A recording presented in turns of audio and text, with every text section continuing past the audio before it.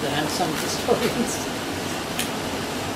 So I'm grateful for the invitation of Frederick. So he calls it Texts and the Times, but I think it's more of a pretext to get us together and making use, as he said, of my visit to Goa. And for me,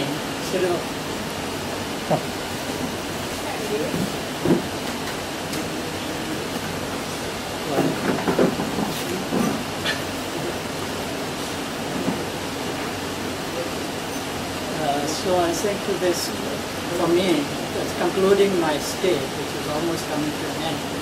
I think this was my longest stay in the last few years. Has always been 1 week or 10 days. This time it has been nearly 3 weeks. And it was useful. The main intention of this visit was to release the book on the 11th. Book that is Goa Outgrowing Post-Colonialism. And I will say some things naturally about this book, which is the latest, and what made me write this book the way I did it. And more than the contents, I will refer to the contents for the benefits of those who were not there on the book release day. But I will talk more about the concepts and methodology, because I think what makes us historians is basically the concepts and methodology, which I think are necessary, especially in a Goan setting, where these things are not really given some importance, because each one must be having his or her own idea of history, and very little thought is given to the importance of the concepts and methods of history, which makes history different from all other types of engagements, scientific engagements. It's not I have been here several times, I would say, since I left in 1994. And that was the time I wrote Go to Me. That was a sort of a farewell book. Not many knew that it was a farewell book, but it was meant to be. And Come. You are late. Sorry. We are just trying to make you feel bad. Please come. Sorry. Don't worry. Thank you. Bus. Don't worry. As I said, I wrote that book just as I was leaving Goa in 1994. And ever since, without any great informations to the public, because I'm more present in the Facebook now. But in the first years, it was not so intense involvement in the Facebook. Now we all know who is coming, who is going. But I did come practically almost every year to Goa. If not every year, at least every second year. So this may be at least my 12th or 13th visit in the last few years. But not necessarily to Goa. Because I know the last 2-3 times I came to India, it was for a conference in Delhi or a conference in Pune, and even once to Goa, just for a short while, for a couple of days, when Goa celebrated the Golden Jubilee, and Goa celebrated the Golden Jubilee of the Liberation. So for me, it was a good opportunity to be here. And it was organized as a international conference on decolonization. So where were invited not just, though it was liberation of Goa, I think it was a good idea to have had it, because it was organized by the Goa government, meaning NRI department, by the Goa University and by ICWA. ICWA is International Council of World Affairs. So it was held on 5th to 7th, I suppose, of June 12th. And there were several representatives, ministers of foreign affairs, or sometimes even other ministers of not only the Portuguese colonies, ex-colonies of Africa, but also several of the English colonies. So it was a very nice gathering, and I opted to be in that seminar and not the previous one, which was held also to mark the Golden Jubilee of Goa. It was only the university people, and I opted to be on the second one, which would give me an opportunity to meet these other government or foreign dignitaries. So that was my last visit to Goa. Now I say all this because I think to point out to the persistence in my interest in Goa. So almost a kind of an obsession, I would say.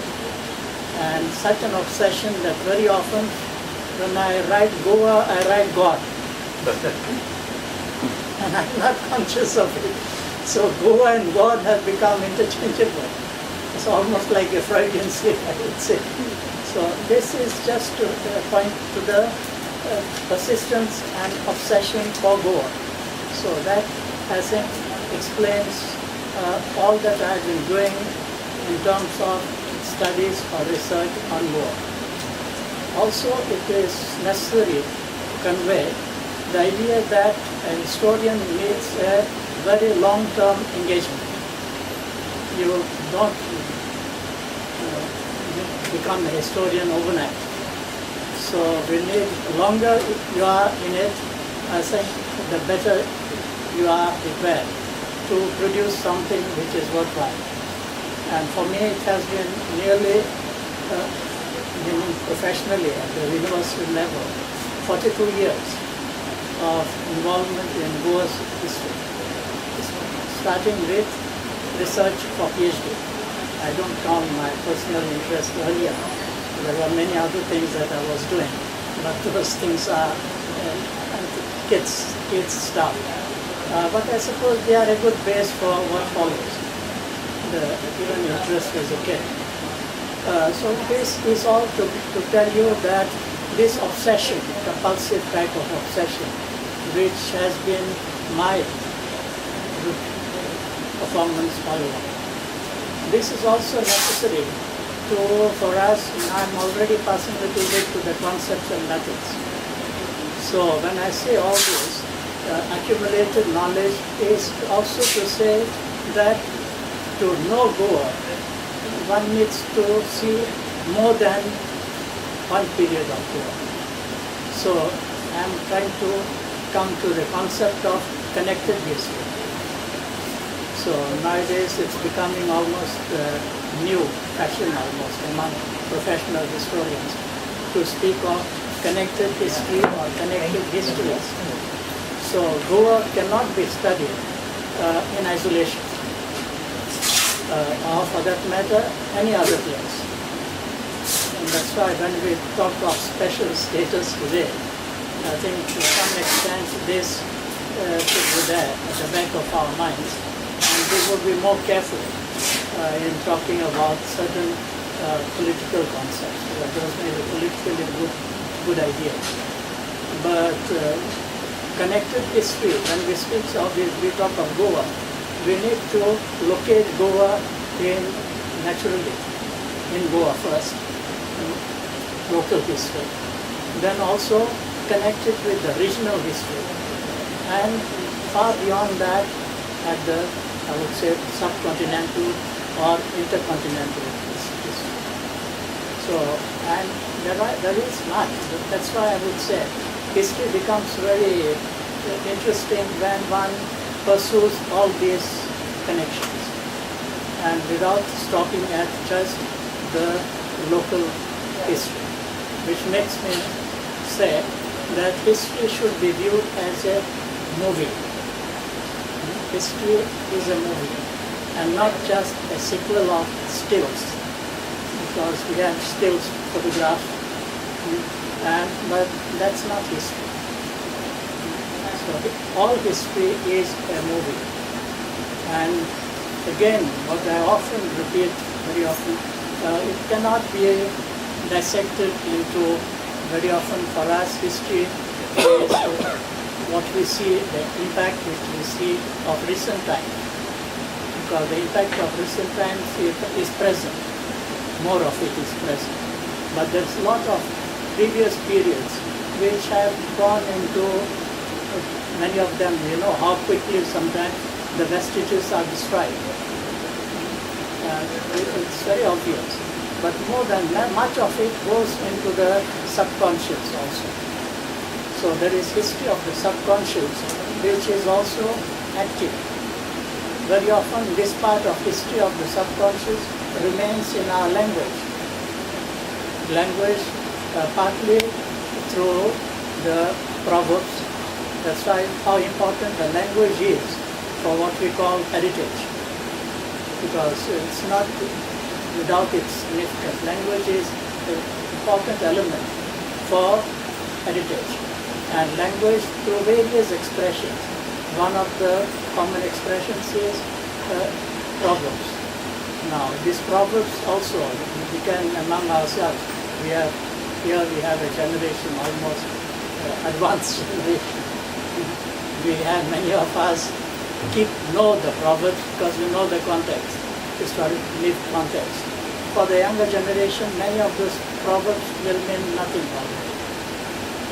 Not only because they do not know the language, but also because they do not know the context. So proverbs are an important part. So anyone who wants to study the Goan heritage should know Konkani, or should study Konkani, if has not been practicing it or using it as a mother tongue or a home language. And beyond these proverbs, I think what is even more basic are the very words, not necessarily formed as proverbs, but the words themselves. So trying to study the derivation of the words. So how do many of these Konkani words, where do they come from? And they are sort of time capsules. So we are studying, if we are talking of texts and times, they are practically texts of time. So they are time capsules.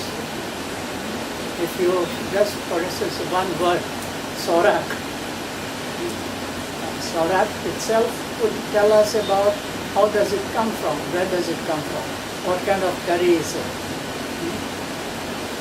Curry, vegetarian curry. So Shivrak. So there are many such words which we could pick up and try to trace the more distant history. And that makes me think of historian that has been for me quite a model, inspiring model of historian, is Kosambi. You may have heard more recently here about Kosambi since 2008. There have been conferences and lectures being organized, sponsored by the government of Goa to commemorate the writings and works of Kosambi, a great Goan. And Kosambi's advice to the Goan historians or to Indian historians, because they function at the national level, to the Indian historians was, do not study the history of India, or for us would be history of Goa, as a chapter of some other people's history. So we studied history and we still sometimes many cherish talking about Goa's Portuguese background.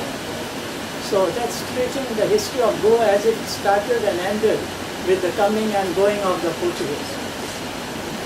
So it can't be. So history of the people is not the history of the rulers. So the rulers come and rulers go, but the people are there. And they have always been there. And they'll continue, hopefully, continue to be there. And we need to study the history of the development of the people. The various rulers might have come, helped or not helped this development. So our effort should be to try to trace how the people have struggled and what they have achieved along the periods. So, and that helps us to also view history as a connected history. So it's not just the Portuguese. Even during the Portuguese time, there were many other people interacting with Goa. And if Portuguese came and stayed, it was because of this interaction. If the Portuguese had to leave, it was also because of counter-interaction. So the neighbors were no longer favorable to them. So we had this, basically, what makes even a ruler come and stay and come and go is because of connected history. So if we take this concept of connected history, I think it becomes much more challenging. So it becomes more challenging to write history, which also implies that historian cannot function on its own. Here we had the case of botany and other subjects. There are geography people. The other day, for instance, I went out to visit Cap de Rama 3 days ago. I had been there, but I've been there when I was 11 years old. Perhaps you may remember from the minor seminary they had taken us for a picnic. Okay. They had taken us for a picnic to see Chandranath and Cap de Rama. What did we know at that time? And nobody was explaining anything. So we saw the place, birds and some temple outside of the temple.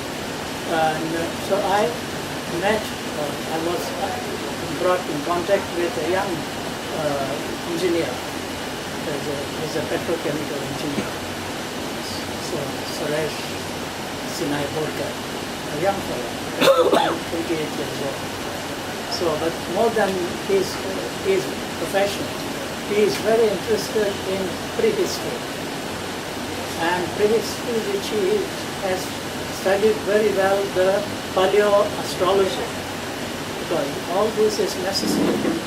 Paleoastrology, for instance, many of those carvings, prehistoric carvings, they are related to calendar coordinates, geographical coordinates, because that was the way to help people who had no other geography classes or things like that, to give them indications of calendar which regulated for some the liturgical Hindu feasts and other things, but also for agricultural seasons. So they required some indications, and we had already from the prehistoric time, not only here. So this again to show that we are not living in isolation at any time.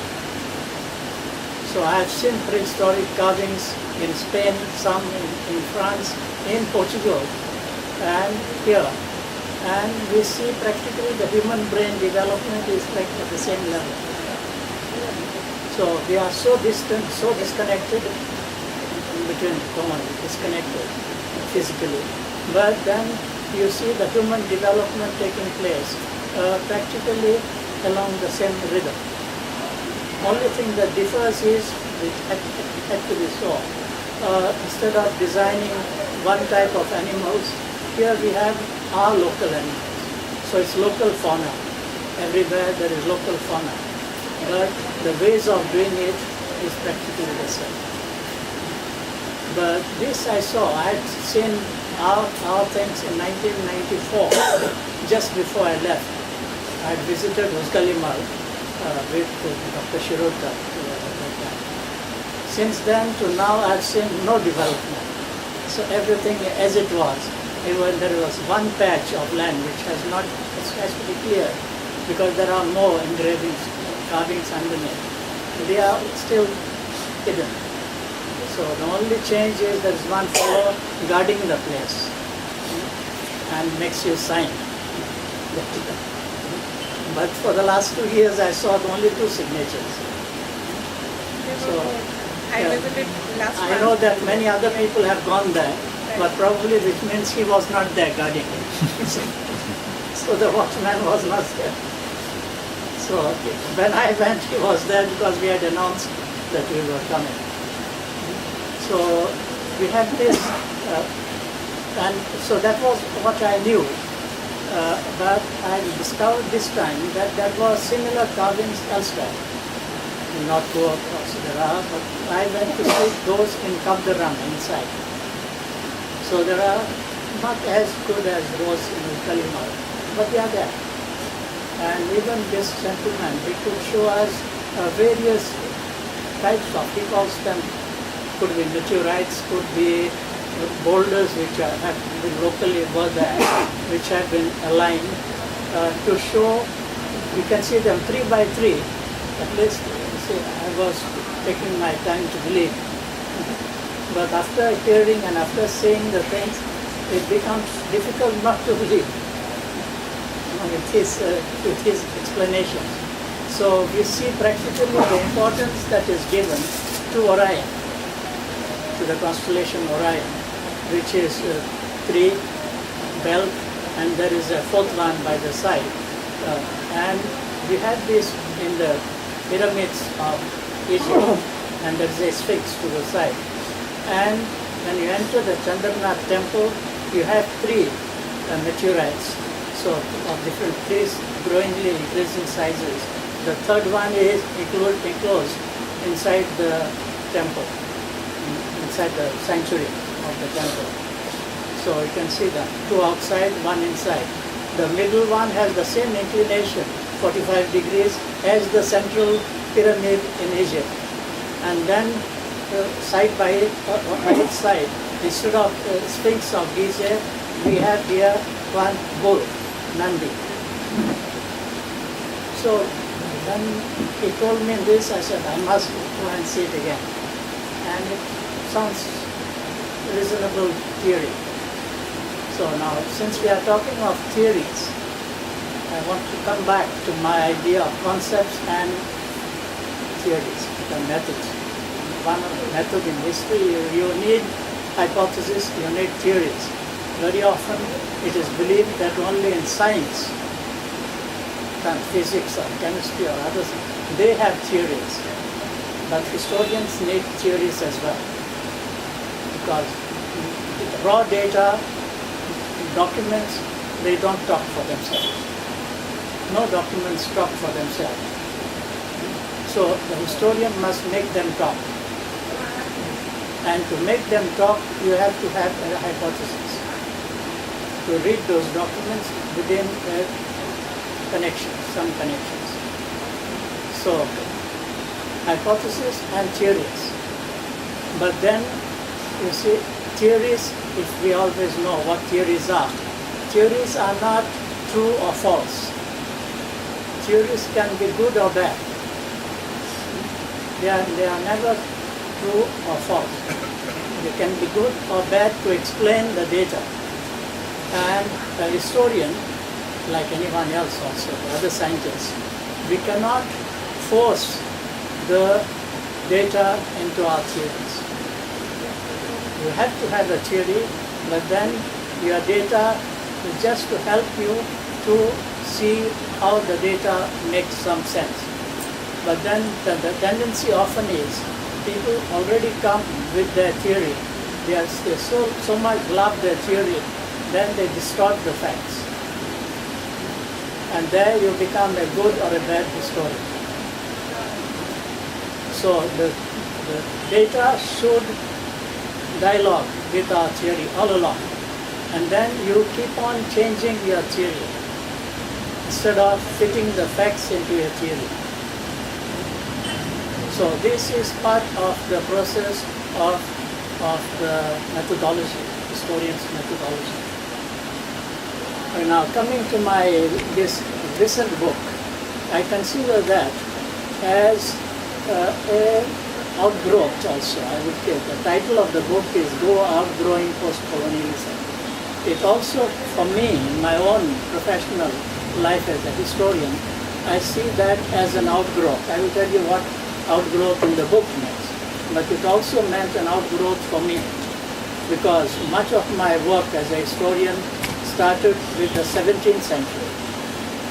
Then later on handled some areas of the 18th century, 19th century. But this is now a recent present. So it's the history of the present, last 50 years. And I feel that a historian has a duty to the community, to the public. And in what way? That is to help, even to help the politicians. The role of a historian is not the role of the politicians. Something should be clear.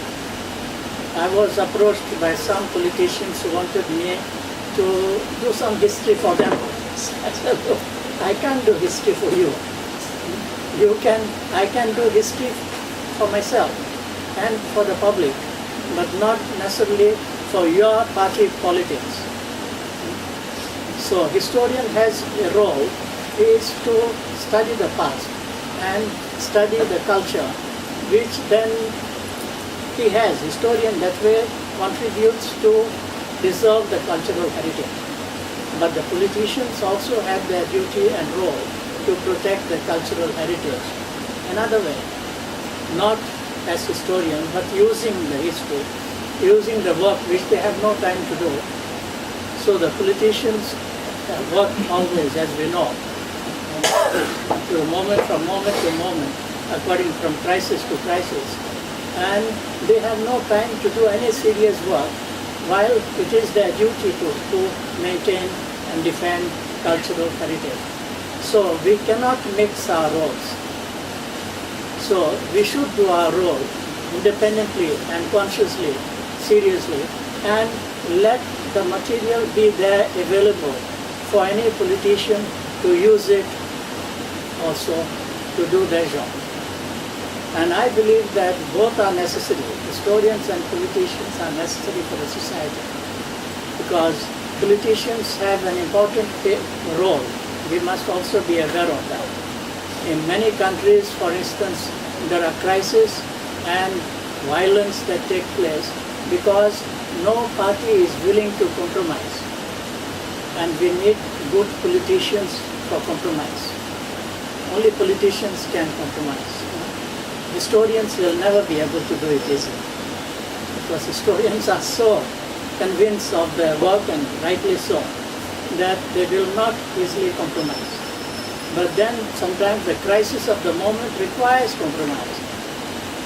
And that is what the politicians are. Sometimes there are no politicians who are with this capacity in some countries or in some moments of history. And then the crisis continues. The violence grows. Nobody gets along with the other. So the conflicts cannot be resolved. So that's why I say that make it clear that both the roles are not exclusive. They are complementary, but they are different roles. And historians, or those of us here who are interested in history, should know what their role is. Now, coming also to, there is a chapter, I have 22 chapters there in this book, and they are all about this, what I say, from 1961 to 2014, including last one, Lusophonia Games, beginning of the year. And they cover various aspects which we have various, I would not say crisis, some have been crisis, others not so crisis. So the opinion poll, for instance, is there, language problem is there, ongoing company, I call it company that unites and divides bones. So company unites, but then we know the facets of it that divide also, the script. So these are the kind of things, and I consider that as a way of looking at the present as with the eyes of a historian. So it's a historical, cultural analysis, not a political analysis. So though I write about the present period, I write it not as a politician, but as a historian, with the advantage of all the background information which I have from my other research, which is very helpful. So the more background information you have, it is easier and better work that you can do with the more recent period. So this is to give you an idea that why I chose this as my commitment to war, basically. And a commitment of historian should also be to the present issues. Otherwise, as they say, Puranatli Mangin Shake Utkarana. So it should not be a type of history that doesn't help you to make the curry. We need curry every day. So the historian's commitment should be to the society and society in which we live, in the times that we live, in which we live.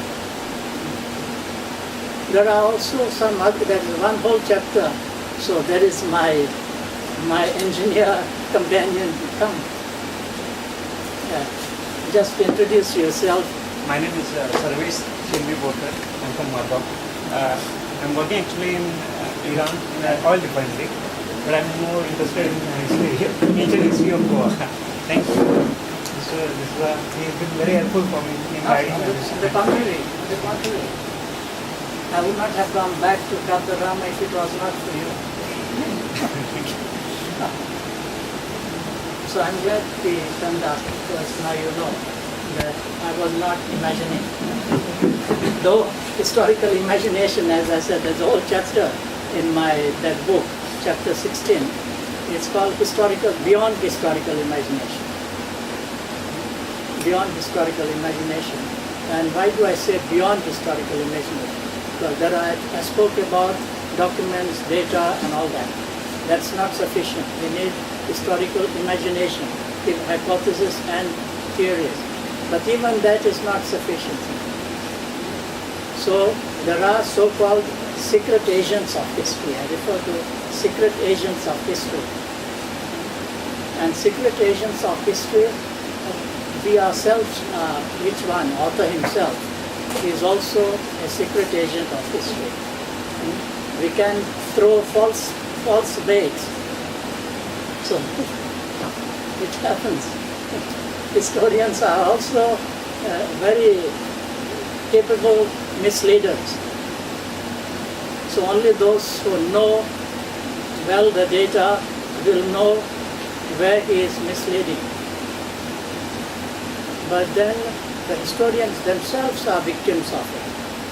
I will say a little bit about that. Besides documents, what else is there? Even the documents, we need first chronology. Historian differs from writers of historical fiction.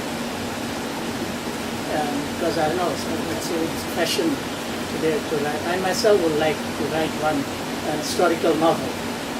I'm already planning one. Set in where and what period? Set where and what period? I want Top secret. So but I might give it to you to publish. Good. Yeah, if you don't force me to publish through Amazon. Because historical fiction is very different from history writing. Fiction writer may even cite some actual documents. But then his handling of the documents is not the way we handle it. He is very happy, I would say. A fiction writer feels very happy that he has cited some documents. Historian normally is always unhappy with all the documents that he cites.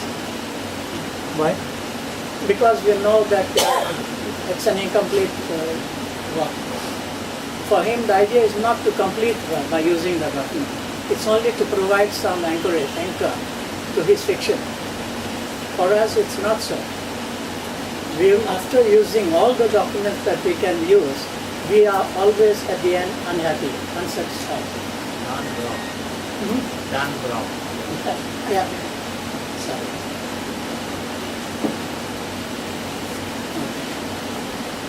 This is one of the great differences. But there are more things in history, because there are documents, as I said, all that exercise that we do, but there is one thing in documents, that is silence. Silence as a source of history. And silence is a very important source of history. Silence can be there for many reasons.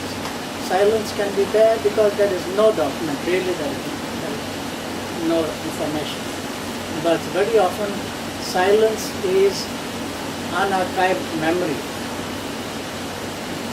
And silence is one way of remembering. Silence is one way of remembering. it's an intended silence. Very often we don't want, consciously or unconsciously, we want to erase a part of our memory. This happens at the individual level, but this happens also at the collective level. There are some areas which become taboo. People immediately frown if you start talking on that subject. I suppose this is clear. There are certain subjects which for a long time people don't want to hear about. And if you start talking about it, they avoid you or they sort of resent it.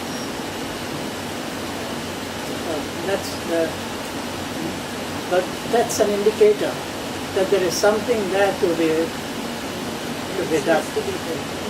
You have to see it and not let it go down. So silence has sound of silence. That is the sound of silence. It calls for attention and knows that there is something which is being put under the cover. So these are some of the ideas which I have thrown, quite a few, which come into this book. It's a book which tries to explain. There are several other concepts. I brought the book just to show, unfortunately, for those who have not seen it, perhaps those who have access to, so that's the book. So you can just pass it down. So it's a book which is done according to the new ways of doing it. Through Amazon. Amazon publishes the book. You have to prepare the book completely and upload it. So they don't do anything. Here, Frederick will be passing his hours and days putting the text in shape, arranging somebody to do the cover. Here I had to do everything. Compose the book, pages, everything, from cover to inside and all. And then they tell you, if you have not followed their specification, they reject it. So it got rejected about 12 times until it went in. So even the color, but they have the tutorials for that, online tutorials. If you follow those carefully, and if you have some technical knowledge of designing and things, it is done. But then Rico will tell you other experiences of these systems. So this is one. Not many in Goa may be prepared to do all this work, which the editors do for the author. But then there are advantages also. I didn't want this book only for the local consumer. Here the distribution, however the efforts that may be made, distribution is very limited.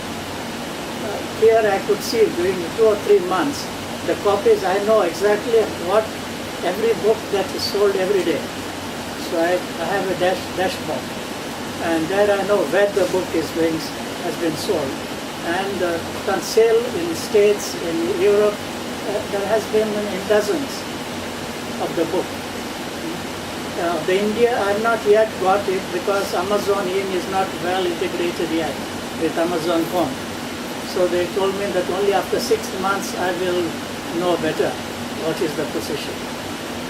But from the international sale, I know it already. So within 2.5 months, they set me put on my bank account 350 euros, which I would never get here after 2 years or 3 years, and forget it. So the author at least should, especially when an author is on the verge of retirement, should have some benefit of what he writes. Of my past writings, I have received practically zero. So that's also one of the reasons why I opted for Amazon. I used the pretext of Frederick not having accepted it in time. Just to be very sincere. But it was my interest to test also, to see how it works. and I have to still wait and see. Because so far I'm satisfied, but what happens, I will see. So that's how the book was done. The research for the book was partly the reflection part of it. It started in 2008 because I did it, and I didn't feel the pressure because I write every fortnightly columns to Herald and now to the Goan. So that kept on going on. So hundreds of those columns. So most of the reflection was done and it was tested already on the local public. So the acceptance or rejection, I was attuned, very alert to it. So that was, when necessary, it was re-edited and reshaped. Also to fit into chapters of the book. So writing a column is quite a different thing from writing a chapter of the book. So many of those columns have been fused into one chapter. And so that's the process that started in 2008. Then preparing the book took about 3 months, 2-3 months. But making the copy to upload took 4 months. So it was quite a tedious and trying kind of an exercise. But now I have got everything done, templates created. Next book will go instantly. So the lessons have been learned. So, but then I did also, for the benefit of the younger groups who don't like to read paper books in paper, the Kindle edition. So the Kindle edition is about 1/3 the price, and you can download it immediately. So within an instant you have it on your computer. But it's a different way of doing. It's not the same work which I had put into the print edition. It's completely different. So that took another month or so after putting that on. So this is just to give you an idea